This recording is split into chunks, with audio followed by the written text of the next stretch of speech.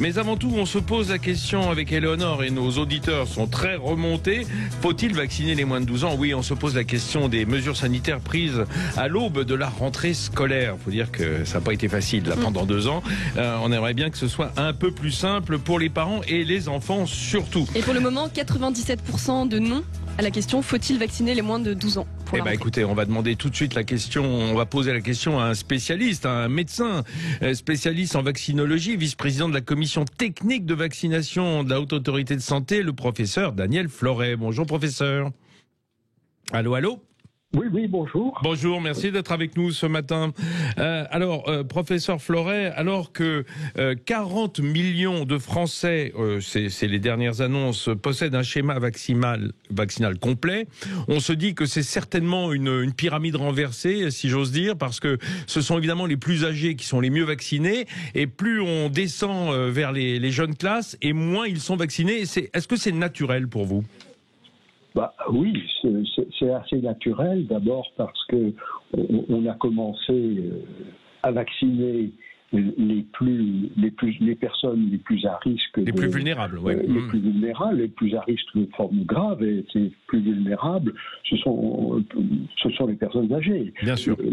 Et les comorbidités. Les comorbidités. Mais à partir de 50 ans, on a une augmentation exponentielle du risque de formes graves. Donc, c'était logique. Justement, professeur, excusez-moi, mais pour remettre les choses au clair, est-ce qu'on le connaît beaucoup mieux, ce virus, et surtout la façon dont il agit sur nos organismes?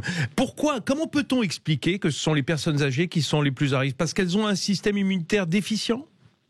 Oui, il y a sûrement pas mal de facteurs. Elles ont effectivement un système immunitaire qui est déficient.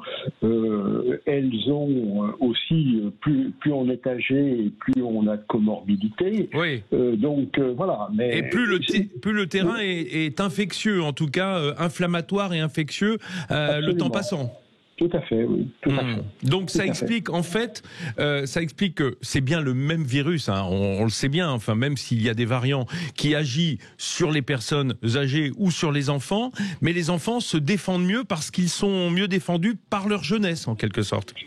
Oui, alors on n'explique pas tout, hein. Oui. On n'explique pas tout. Il y a aussi peut-être le fait que elles ont un système immunitaire qui réagit d'une manière différente, qui sécrète pas les mêmes produits. Oui. Il y a sûrement ça. Il y a peut-être aussi, la question est posée, c'est que les enfants font périodiquement des infections à coronavirus qui sont responsables des rhumes, etc. D'accord. Qui pourrait y avoir une immunité croisée. Il y a sûrement des facteurs multiples et on ne sait pas tout. Mais enfin, en tout cas, c'est très clair que les enfants ont un risque beaucoup moins élevé que les personnes adultes. Mais professeur Floret, est-ce qu'il y a l'usure qui joue aussi? Par exemple, on sait que l'atteinte majeure, elle est pulmonaire, par la destruction notamment de nos alvéoles, etc., par ce virus, en tout cas ses méfaits.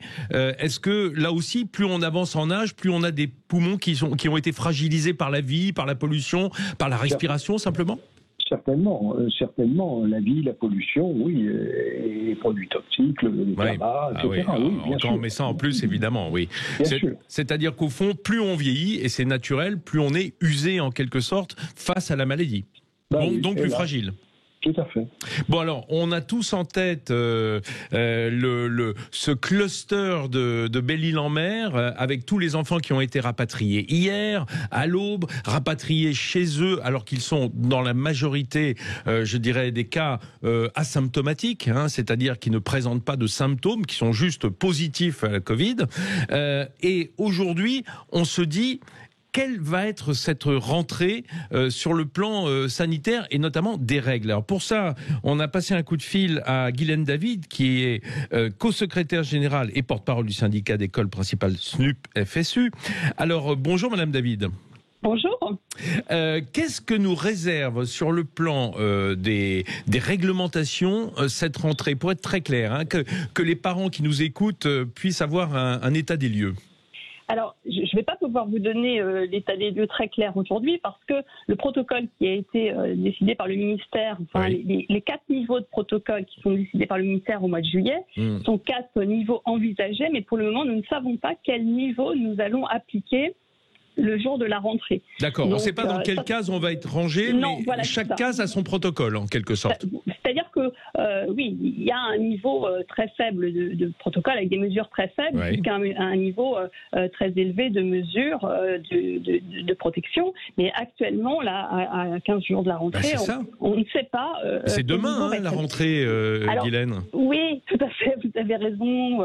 D'abord parce qu'on commence à en parler de plus en plus, parce que la situation est toujours inédite, même si on commence à vivre avec le virus. Malheureusement, avec le variant Delta, on n'aura pas la même rentrée scolaire que l'année dernière, notamment parce que ce variant est beaucoup plus contaminant, notamment auprès des enfants. Vous l'avez dit par rapport au cluster de Belle-Île. Mais voilà, donc on est dans l'inquiétude parce qu'on a plein de questions qui se posent. Nous, en tant qu'enseignants, on sait que les directeurs et directrices d'école et les enseignants commencent à penser à la rentrée, penser à leurs projets, tout ça. Et puis à partir de la semaine prochaine, il y a des parents qui vont s'inquiéter, qui vont appeler dans les écoles, qui vont venir inscrire leur enfant et qui auront besoin de savoir comment ça va se passer. Et pour le moment, on ne peut pas leur répondre. Donc c'est vrai que et un grand flou, on a besoin de précision. On ne sait pas actuellement si, effectivement, dans les niveaux, pour vous donner un exemple, entre le niveau 2 et le niveau 3 du protocole, on a les enfants au niveau 2 qui ne porteront pas de masque pendant les cours de récréation à l'extérieur. En extérieur, un peu comme et le niveau 3, ils porteront le masque. Donc voilà, et effectivement, ça change un peu la donne parce qu'effectivement, on ne passe pas les récréations de la même façon et les sorties scolaires sont aussi interrogés parce que, effectivement, est-ce qu'on aura le droit de faire des sorties scolaires ? Et est-ce que ça peut être on va dire des règles locales, régionales, selon la situation dans les départements ? Alors, c'est ce qui est envisagé par le ministère, mais effectivement, là, on ne sait pas non plus. Et on a besoin de savoir parce que on ne rentrera pas de la même façon et avec les mêmes inquiétudes. Dans les Bouches-du-Rhône, où le taux d'incidence est très élevé actuellement, je pense qu'il frôle les 700, et dans la Nièvre, où il est de l'ordre de 58, 60, je ne sais plus exactement. Mais on a des niveaux très très faibles. Je vous ai pris les extrémités, mais enfin les extrémités non, parce que les extrémités, c'est bien évidemment la Guadeloupe et la Martinique. Et là, qui vivent une situation intenable. Exactement. Et là aussi, on n'a pas de réponse par rapport à ces deux départements qui vivent déjà des situations très exceptionnelles et qui vont vivre une rentrée, qui ont besoin de savoir comment ils vont vivre la rentrée, parce qu'ils vont rentrer en même temps que nous la semaine prochaine. Mais du coup, excusez-moi, mais est-ce que le ministère laisse un peu la bride sur le cou à chaque académie, ou est-ce que ce sont les préfets qui vont prendre les décisions ? Alors, normalement, c'est le ministère de l'Éducation nationale qui prendra la décision. Alors, toutes les décisions sont prises en concertation avec le ministère de la Santé, normalement. C'est ce qu'on nous dit toujours, c'est l'interministériel. Donc, logiquement, ça va se passer localement, mais on aurait besoin d'avoir toutes ces précisions dès maintenant, parce qu'il faut à une rentrée, ça se prépare, et ça se prépare aussi dans la tête. Et il faut préparer les parents et les enfants. Et les enseignants. Bien évidemment, les enseignants. Je pense à vous, les enseignants qui doivent se préparer à cette rentrée et qui doivent envisager comment ils vont reprendre et comment ils vont organiser les choses. Ils ont vécu, l'école a été perturbée depuis le mois de mars 2020.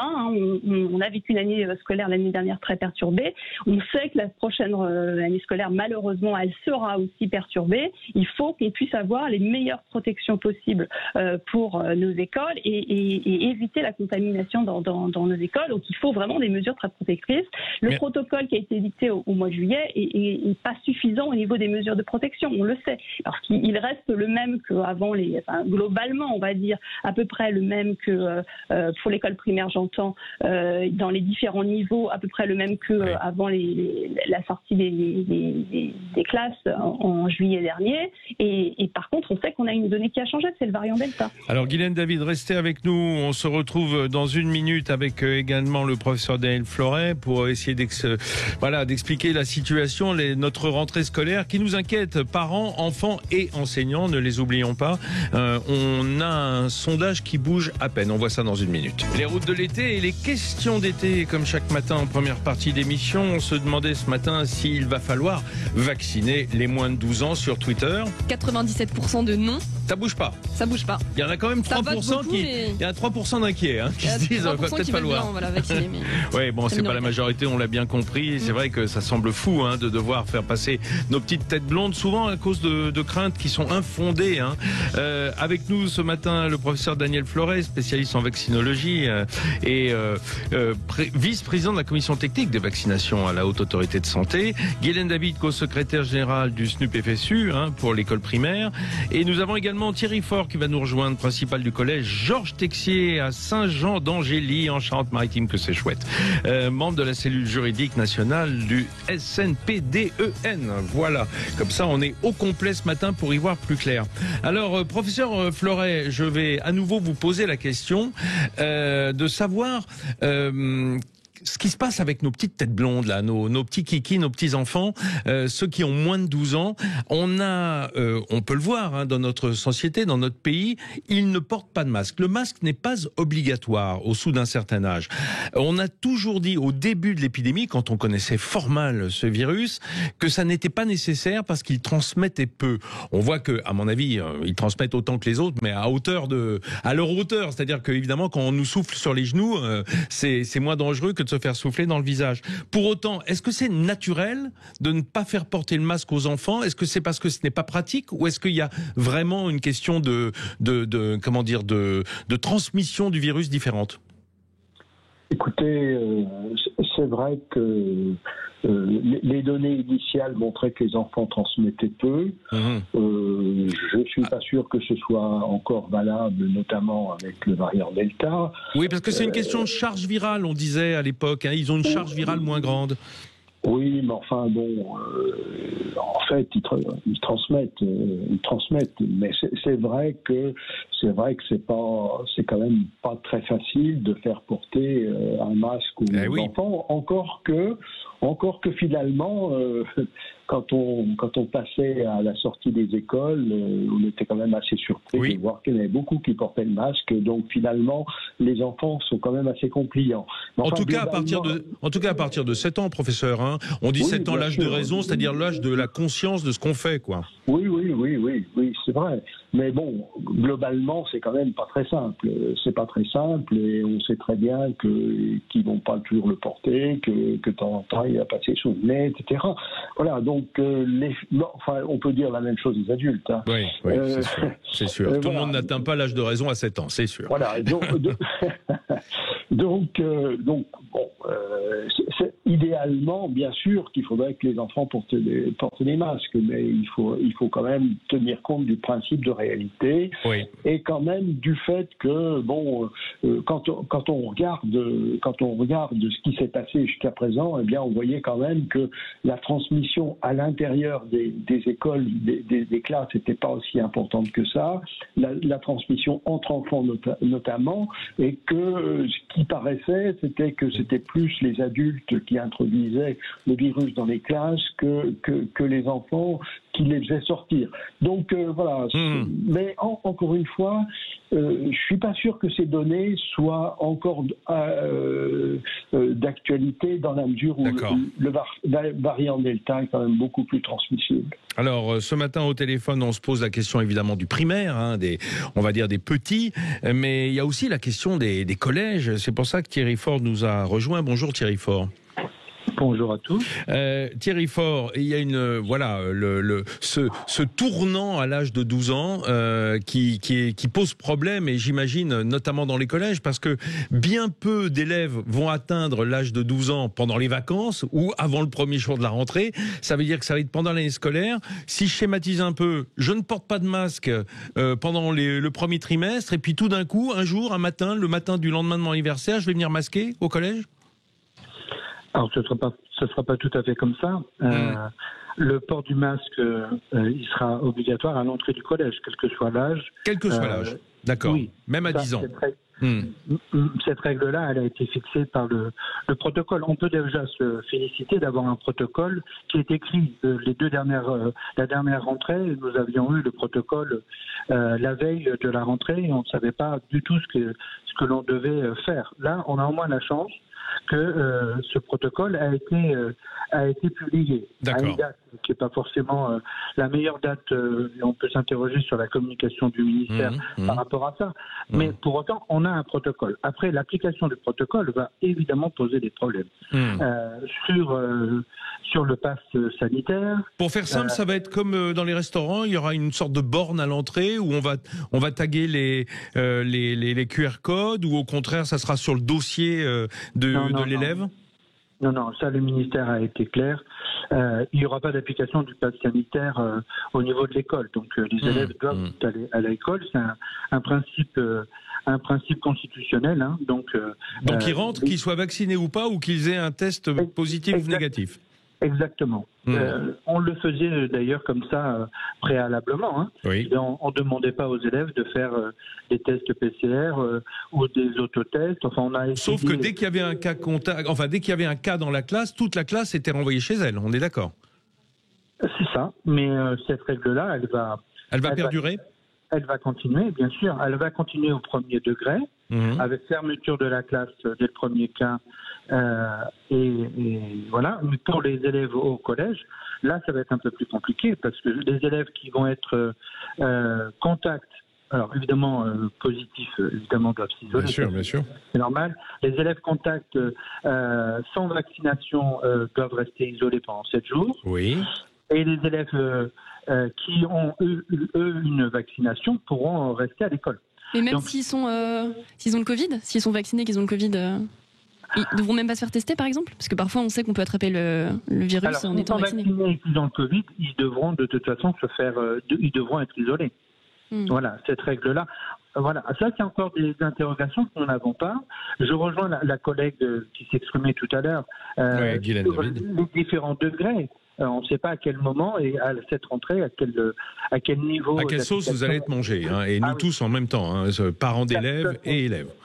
Ça, c'est évidemment important. Vous savez, moi, l'établissement va réouvrir la semaine prochaine, à partir de lundi. Il y a déjà un certain nombre de mails de parents qui arrivent et qui s'inquiètent, et ce qui est logique.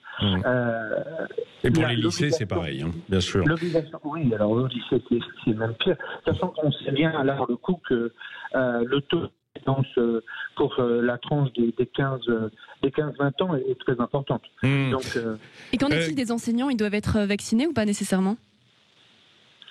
Alors, ou le personnel éducatif? Honnêtement, c'est une interrogation que j'ai par rapport à la loi qui a été publiée. Oui. Pourquoi on n'a pas imposé aux enseignants l'obligation vaccinale? Je ne comprends pas que cette règle-là n'a pas été. Vous avez peur des grèves, peut-être? Peut-être, oui, qu'il y a pas mal d'opposition. Hein. C'est peut-être aussi simple. Pas vouloir aller à l'affrontement. Guylaine David, vous en pensez quoi, vous? On aurait dû imposer aux enseignants de se vacciner? C'est une question compliquée, mais on sait que sur la question de la vaccination, la contrainte est compliquée. Et il vaut mieux inciter les gens à se faire vacciner, être dans l'explication et puis rassurer les gens, parce que certains ne seront pas vaccinés. Il y a forcément des gens qui sont contre les vaccins, mais il y a aussi des gens qui ont des craintes. Et ceux-là, il vaut mieux pas les bloquer, il vaut mieux les inciter. A priori, et on sait que les enseignants avaient envie d'être vaccinés très rapidement, donc a priori on aurait une bonne couverture vaccinale des enseignants. Écoutez, alors moi je me pose la question parce que souvent on peut faire des choses pour soi-même qu'on n'a pas envie de faire à ses enfants. C'est un peu ce à quoi on assiste à l'aube de cette rentrée, des gens qui sont pas anti-vaccins, qui se sont même vaccinés de bonne grâce, je dirais, mais qui ne veulent pas vacciner leurs enfants, et notamment leurs enfants en bas âge. Prendre des risques pour sa progéniture, ça semble logique. Pourtant, d'un point de vue strictement sanitaire, professeur Daniel Floret, est-ce qu'il y a d'autres risques? Est-ce que d'autres effets secondaires sont à craindre pour les plus petits par rapport à ceux que l'on risque nous-mêmes? Oui, enfin, on ne sait pas. En réalité, les études sont en cours, mais ces études qui... de toute façon, actuellement, le problème ne se pose pas, puisqu'il n'y a pas d'autorisation de mise sur le marché des vaccins avant 12 ans. Il y a des études qui sont en cours... Quel que soit le vaccin, quel que soit le fabricant. Quel que soit le vaccin. Il y a des études en cours, et ces études devront d'abord et avant tout répondre au problème de la tolérance. de la tolérance, parce qu'il n'est pas du tout certain que la tolérance sera la même chez les enfants et chez les adultes. On a vu qu'il y avait des problèmes spécifiques de tolérance chez les personnes les plus jeunes, les histoires de myocardite, etc. Donc il y a cette question qui doit être résolue. Et il y a une autre question qui n'est pas claire maintenant, c'est quelle est la dose d'antigène qui est nécessaire pour vacciner les enfants. Tant que ces réponses-là ne seront pas apportées, la question ne va pas se poser. Ce que vous nous dites, en fait, professeur, c'est qu'on est passé sur les essais cliniques face à une situation de crise parce que cette maladie était extrêmement létale pour les plus âgés. En revanche, les enfants qui ne sont pas impactés énormément par des formes graves, ça peut arriver, mais c'est extrêmement rare. Il n'y a pas de raison de les vacciner contre ce virus. Je dis pas ça. Je ne dis pas ça. Je dis que la question va se poser, mais que la question les essais cliniques ne sont pas terminés, à partir du moment où on aura les réponses sur l'efficacité, mais ça, ce serait étonnant que les vaccins ne soient pas aussi efficaces chez les enfants que chez les adultes, mais surtout sur la tolérance, sur les doses de vaccins. Mais on n'a pas tellement fait ces essais cliniques aussi poussés, c'est ce que je disais, sur les personnes à risque, les personnes plus âgées, parce qu'il fallait répondre à une situation de crise rapidement. Écoutez, dire qu'on n'a pas fait... Il y avait, dans les essais cliniques, il y avait quand même 20 000, 30 000, 40 000 personnes. C'est quand même pas négligeable. Et pourquoi on n'a pas fait les enfants en même temps, alors ? Parce qu'il fallait commencer par la priorité, c'était de vacciner les adultes, parce qu'encore une fois, les adultes étaient beaucoup plus à risque. Étaient plus à risque. Donc il y avait un peu des essais cliniques à deux vitesses, on peut dire, selon les classes d'âge, ou même à plusieurs vitesses. Les essais cliniques se sont faits de manière séquentielle, en commençant par les prioritaires, c'est-à-dire les adultes. Ensuite, il y a eu les adolescents, et maintenant, il y a des essais cliniques qui sont en cours chez les enfants plus jeunes. Voilà. Donc, il faut attendre les résultats de ces essais pour se faire une idée. Alors, Guylaine David, en conclusion, au fond, ce qu'on nous dit, c'est qu'on n'est pas sûr à 100%, évidemment, et pour le moins, de la vaccination pour les petits, pour les enfants. On n'impose pas, comme nous le disait Thierry Faure, le pass sanitaire et en tout cas le contrôle on va dire d'être Covid négatif à l'entrée des collèges, des lycées, mais non plus évidemment dans le primaire.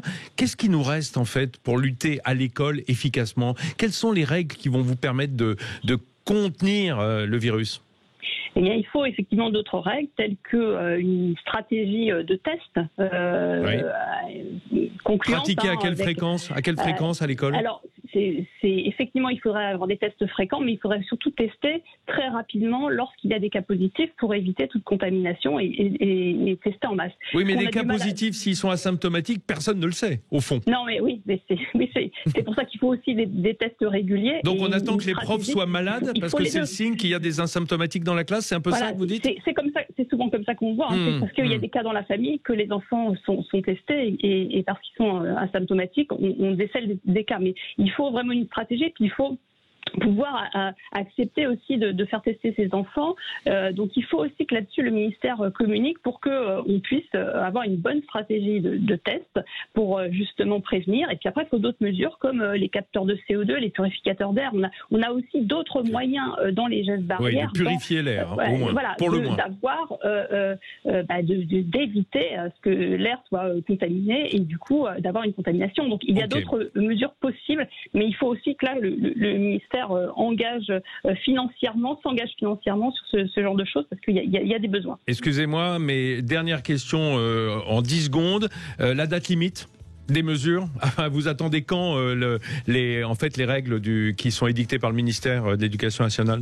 Eh bien, on l'espère au plus rapidement possible. Ah oui, oui. La prochaine réunion qu'on a avec le ministère, ce sera mercredi prochain, mercredi matin. Ça arrivera un petit peu tard, mais il faudra qu'on ait des réponses très claires à ce moment-là. Il faudra être réactif tant du côté des parents que du côté des profs et on vous remercie d'y veiller, de veiller à la rentrée de nos petits. Merci également au professeur Daniel Floret, spécialiste en vaccinologie qui était avec nous. Merci donc Guylaine, je viens de le faire. Merci Thierry Faure, principal du collège à Saint-Jean-d'Angély, le collège Georges Texier. On voit bien que tout ça reste un petit peu dans le flou, mais qu'il est temps de se poser les questions. On attend les réponses. Allez, on se retrouve dans une minute.